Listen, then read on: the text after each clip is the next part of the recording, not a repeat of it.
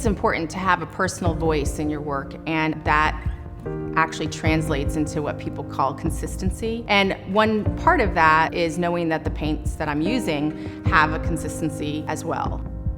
What we had in mind was developing a series of cad-free colors that would compete directly against the cadmiums that are offered so that the artist had an option. The advances of the organic pigments now in today's industry have allowed us to be at this turning point.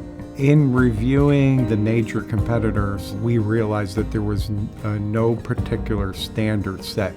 We made blends, and then we came up with a so-called average or mean target. Then we knew that we had color spaces that would be a little bit more universal.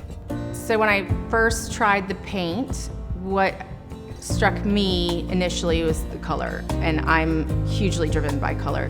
The challenge was to have colors that were going to be as brilliant as the cadmium and also have the opacity. We have a very high pigment concentration, and then we also make sure that we are finely ground in the paint.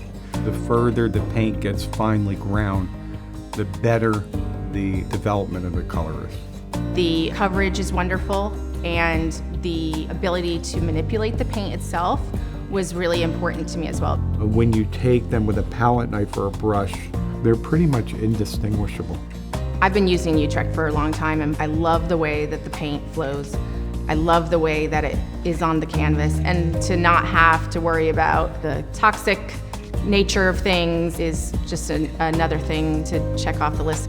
We're making a safety change for artists, and we're also contributing to the safety of the environment.